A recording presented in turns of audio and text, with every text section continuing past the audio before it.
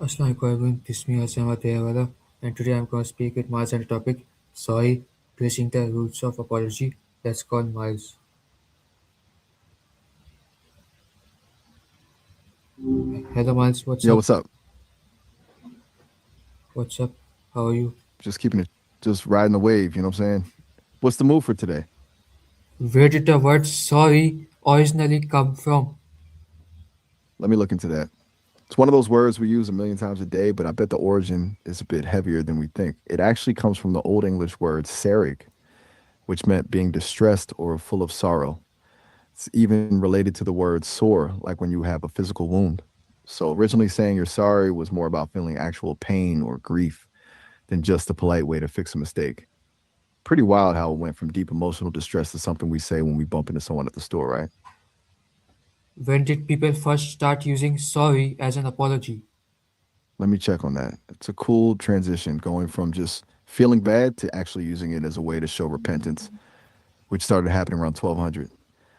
But the way we use it now, just as a quick standalone apology, didn't really show up in records until around 1834. That's a long time to wait for a shortcut. You think we're too quick to say it now, or does it still carry that old weight for you? What did sorry mean before it became a common way to apologize? Before it became the go to apology, it was way more about the feeling than the action. Like I mentioned, it was rooted in Serg, so it basically just described a state of being. If you were sorry, you were just genuinely distressed, grieved, or in pain. It was a description of your mood, like saying you're miserable or heartbroken, rather than a way to ask for forgiveness. It's kind of a trip that has shifted from I am in pain to I'm sorry I did that. You know what I'm saying? How has the meaning of sorry changed throughout history? It's basically a slow slide from deep pain to a social reflex. It started out in Old English as this heavy state of grief or physical soreness.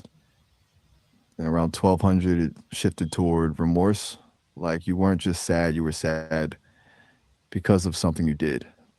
Now it's often just a verbal lubricant to keep things smooth in public. We've essentially distilled a massive emotional crisis into a one word shortcut for my bad.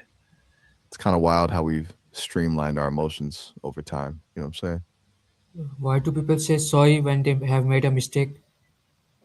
It's basically a social peace offering. When you say it, you're acknowledging that you messed up and that you care about how it affected the other person.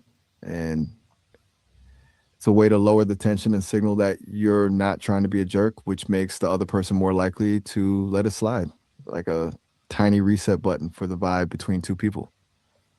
Do you feel like most people actually mean it when they say it, or is it just a habit for them? How do different cultures and languages express an apology? Let me dig into that. It's always dope to see where my bad goes across the globe. Some places are way more formal than others. Like in Japan, it's all about humility and respect. They've got different levels of apologies, and the depth of your bow basically tells the other person how bad you think you messed up. And you've got places like Germany where it's way more direct. They just say Entschuldigung and keep it moving without all the extra gestures.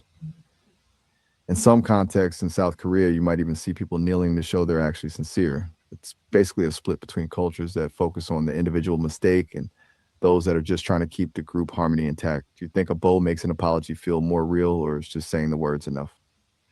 Is saying sorry always enough to show that someone truly regrets their actions? Um, Honestly, probably not. Words are easy, right? Anyone can say sorry as a reflex just to end an argument or stop the other person from being mad. True regret usually looks more like a change of behavior or actually trying to fix whatever got broken in the first place. It's the difference between a social script and actually feeling that old Sarek weight we were talking about. Do you think there's a specific thing someone has to do for an apology to actually feel legit to you? Why do some people find it difficult to apologize? For a lot of people, an apology feels like an admission of defeat. It's like they equate saying, I messed up with being a failure or losing power in the relationship.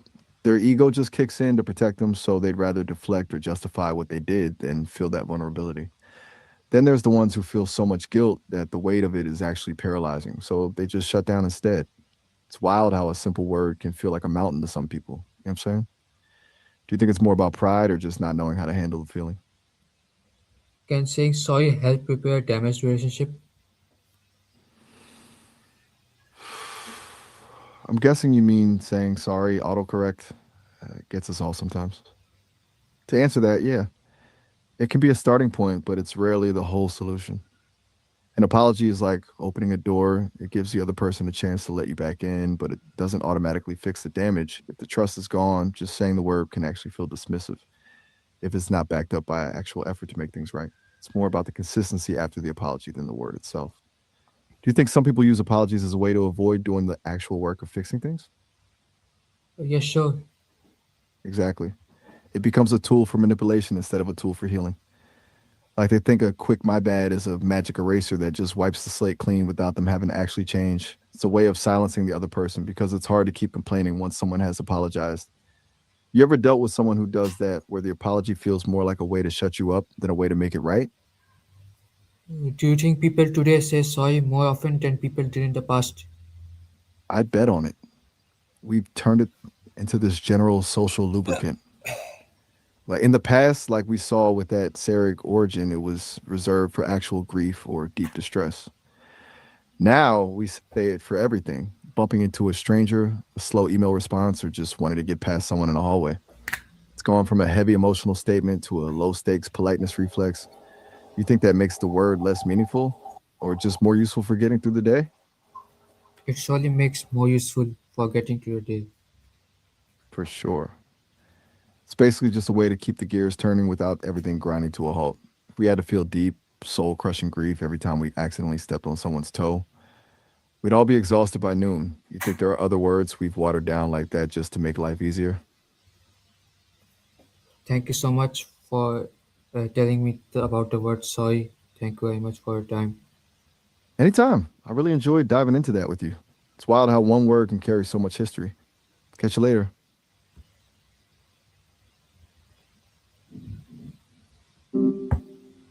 So, guys, here I completed my conversation with Sesame on this topic.